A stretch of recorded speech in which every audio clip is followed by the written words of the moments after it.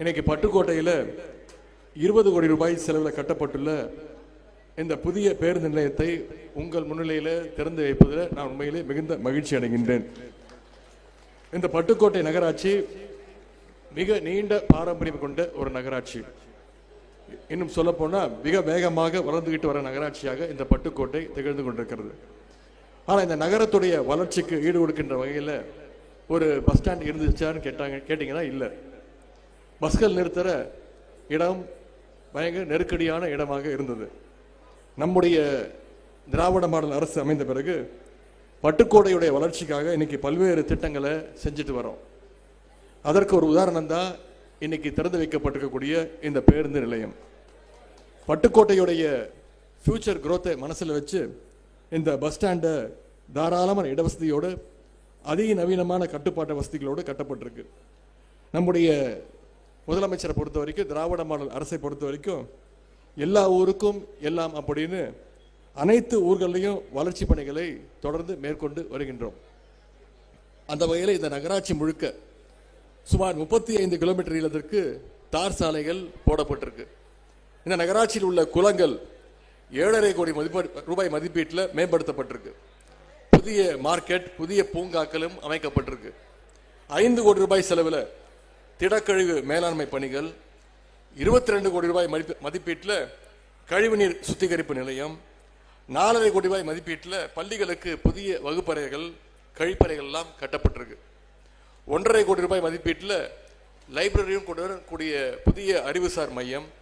இப்படி இந்த பட்டுக்கோட்டை நகராட்சியுடைய வளர்ச்சிக்காக நம்முடைய திராவிட மாடல் அரசு இன்னைக்கு பல்வேறு பணிகளை செஞ்சிருக்கு. இந்த மாதிரியான ஒரு உட்கட்டமைப்பு திட்டங்கள் ஒரு புறமும், மறுபுறம் பொதுமக்களுடைய நலனுக்காக பல்வேறு திட்டங்களை நம்முடைய முதலமைச்சர் அவர்கள் செஞ்சுட்டு வராரு. ஆட்சி பொறுப்பேற்றவுடன் நம்முடைய முதலமைச்சர் போட்ட முதல் கையெழுத்து மகளிருக்கான விடியல் பயண திட்ட கையெழுத்து. அதுபோல தஞ்சை மாவட்டத்தில் இன்னைக்கு இந்த விடியல் பயண திட்டத்தின் மூலமாக 30 கோடி பயணங்களை மகளிர் மேற்கொண்டிருக்கிறீங்க. பள்ளி குழந்தைகளுக்கு காலை உணவு திட்டம் தஞ்சை மாவட்டத்தில் மட்டும் ஒவ்வொரு நாளும் திங்கள்லேருந்து வெள்ளிக்கிழமை வரைக்கும் 60,000 குழந்தைங்க முதலமைச்சர் காலை உணவு திட்டத்தில் பயன்படுறாங்க. அதே மாதிரி காலேஜ் ஸ்டூடெண்ட்ஸுக்கு புதுமை பெண் திட்டம், தமிழ் புதல்வன் திட்டம் தஞ்சை மாவட்டத்தில் 32,000 மாணவிகள் பயன்பெறுகிறாங்க. அதே மாதிரி இன்னைக்கு சமீபத்தில் நம்முடைய முதலமைச்சர் அவர்கள் 10 லட்சம் மாணவர்களுக்கு லேப்டாப் திட்டத்தையும் அறிமுகப்படுத்தி அதை செயல்படுத்தி வருகின்றார். தஞ்சாவூர் மாவட்டத்தில் மட்டும் 35,000 மாணவர்களுக்கு நம்முடைய முதலமைச்சர் அவர்கள் லேப்டாப் வசதி திட்டத்தை கொடுத்திருக்கின்றார். இது எல்லாத்தையும் விட மிக மிக முக்கியமான ஒரு திட்டம். இங்கே இவ்வளவு மகளிர் வந்திருக்கிறீங்க, உங்களுடைய ஒவ்வொருத்தருடைய மகிழ்ச்சியிலும் முகத்திலையும் மகிழ்ச்சி தெரிகின்றது.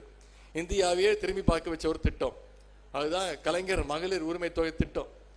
ஆட்சி பொறுப்பேற்றும் போது நம்முடைய தேர்தல் வாக்குறுதி கொடுத்திருந்தோம். 2023ஆம் ஆண்டு செப்டம்பர் மாதம் அந்த திட்டத்தை துவக்கி வச்சார் நம்முடைய தலைவர் அவர்கள். ஒவ்வொரு மாதமும் மகளிருக்கு 1000 ரூபாய் உரிமை தொகை வழங்கப்படும். இன்னைக்கு 1,31,00,000 மகளிருக்கு அந்த திட்டத்தை நம்முடைய முதலமைச்சர் அவர்கள் கொடுத்திருக்கிறார். அது மட்டும் இல்லை, இந்த மாதம் பிப்ரவரி, மார்ச், ஏப்ரல் 3 மாதத்துக்கு சேர்த்து 3,000 ரூபாய், அதோடு சேர்த்து கோடை கால சிறப்பு திட்டம்னு 2,000 ரூபாய்னு 5,000 ரூபாய் இன்னைக்கு நம்முடைய முதலமைச்சர் அவர்கள் மகளிருக்கு கொடுத்திருக்கின்றார்.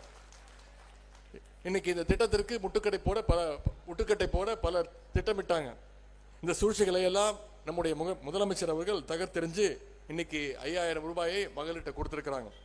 இப்படி மக்கள் நல திட்டங்களா இருந்தாலும் சரி, பஸ் ஸ்டாண்ட் மாதிரி உட்கட்டமைப்பு பணிகளை செய்யறதாலும் சரி, நம்முடைய திராவிட மாடல் அரசு தொடர்ந்து முக்கியத்துவம் கொடுத்துட்டு வருகிறது. இன்னைக்கு புதுசாக கட்டப்பட்டிருக்கிற இந்த பேருந்து நிலையத்தை பட்டுக்கோட்டை மற்றும் சுற்றியுள்ள கிராம மக்கள் இந்த நல்லபடியா பயன்படுத்திக்கோங்க நான் அவங்களெல்லாம் கேட்டுக்கொள்கின்றேன். ரொம்ப முக்கியமா நல்ல சுகாதாரமா மெயின்டைன் பண்ண நகராட்சிக்கு இங்க ஒத்துழைப்பு கொடுக்க வேண்டும். இந்த மாதிரியான வளர்ச்சி பணிகள் தொடரணும். தமிழ்நாடு மேலும் மேலும் முன்னேற்றம் அடையணும்னா அதற்கு நம்முடைய முதலமைச்சரோட தலைமையிலான திராவிட மாடல் அரசு தொடர வேண்டும் என்று கேட்டுக்கொண்டு இந்த வாய்ப்பை அளித்தவங்க அத்தனை பேருக்கும் மீண்டும் நன்றி கூறி விடைபெறுகின்றேன். நன்றி, வணக்கம்.